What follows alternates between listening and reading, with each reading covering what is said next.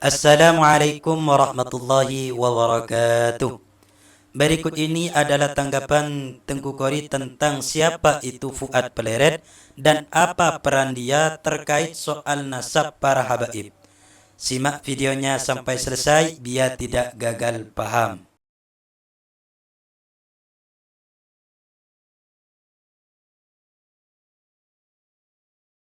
Fuad Deret ya. Fuad Deret menganalisikan bagaikan seorang yang memang wow gitu loh. Emang Fuad Deret wow gitu loh. Ajib bener. Aneh teman sama dia, lucu dia tuh. Aduh. Dulu anak pikir tuh orang pinter, alim, alamah. Rupanya bocor halus. Jadi teman-teman, persoalan kami itu hanya sebatas persoalan yang nggak perlu sebetulnya dia marah. Ya, dia marah teman-teman karena dipanggil sampean itu cuma bisa nyap-nyap doang nyanyi di YouTube. Itu marah dia.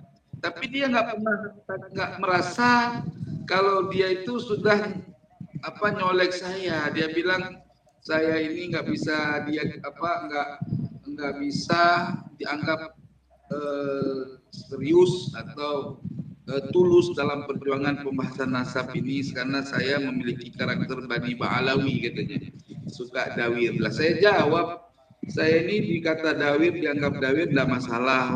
Kalau dianggap dawir kan enak, cepat kaya kan, begitu teman-teman. Gitu teman-teman jawaban saya kan.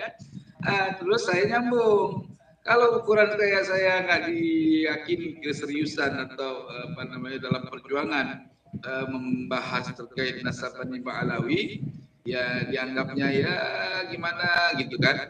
Saya bilang yang intinya jelas yang berdebat di Banten saya, ya kan, yang meluruskan pemahaman yang dibendakerep ya daripada yang lain ya, termasuk saya, Kiai Mogi, Kiai Imaduddin, ya kan. Ya, artinya saya nggak memonopolisi buat diri saya sendiri, atau nggak memonopoli buat saya sendiri dalam perjuangan ini. Tapi yang jelas ya kan, teman-teman pasti tahu kan. Si Fuad Pleret saya bilang nggak, sampean cuma bisa nyanyi doang di YouTube. Mau nyanyi doang di YouTube kok ngaku pejuang. Misalnya ngomong di YouTube toh, aduh, kita framing lagi ya kan, cuman bisa itu aja. Itu aja yang saya bilang. Dia marah, akhirnya ngajak saya, nyerang saya, nyari kesalahan saya di awal waktu saya berselisih dengan Kiai Abuya Yusuf Al-Mubarak, ya kan. Lalu dia memanfaatkan momen itu ya untuk memerintahkan budaknya supaya mengupload ya. Jadi tujuannya ya pasti untuk menjatuhkan saya, ya kan teman-teman. Tapi demikian teman-teman, saya anggap beliau itu terima kasih atas kebaikannya memancing singa Sumatera untuk bertindak sesuai dengan keyakinan dia, karena kata dia kan saya itu radikal, ya kan teman-teman, ekstrim, ya kan teman-teman. Ya, iya, kalau dia itu lemah lembut teman-teman, lemah lembut ya, lemah lembut.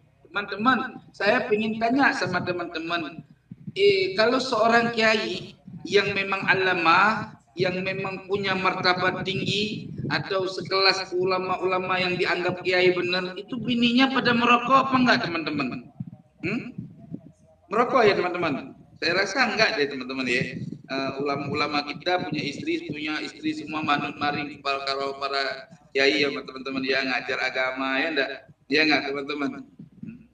Tapi saya mau kadang-kadang bingung kok ada seorang dipandang kiai, kepalanya botak, punya bini ngerokok pakai cangklung lagi.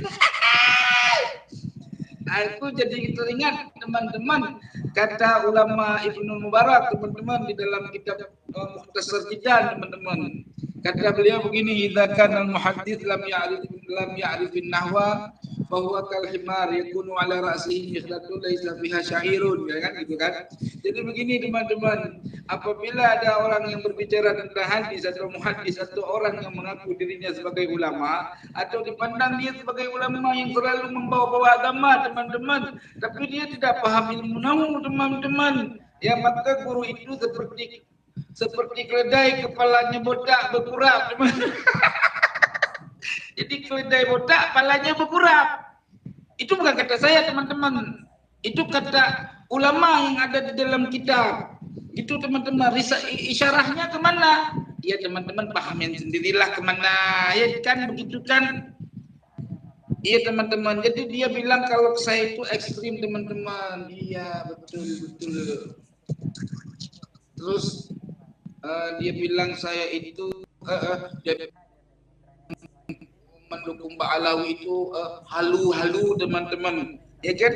Dia sendiri neneknya halu, teman-teman. Dari kecil dia bilang dia selalu ketemu sama sang Rasul, teman-teman. Hadroh lagi pun, tidak via mimpi, teman-teman. Langsung bertanya sama Nabi, teman-teman.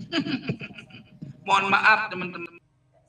Ya, kami yang ngaji-ngaji, saya walaupun nggak pandai-pandai sangatlah, setidak-tidaknya kami pernah mencicipin makanan dari ulama, teman-teman, mencicipi ilmunya para alim ulama, khususnya yang ada di Aceh dan yang ada di Pulau Jawa juga pernah menuntut kita, teman-teman. Ya, tapi kalau kami di Aceh, kalau dengar orang-orang kepala botak seperti itu ngomong ngomong ketemu Nabi, jangankan sama kepala, teman-teman, sama pantat pun tak percaya.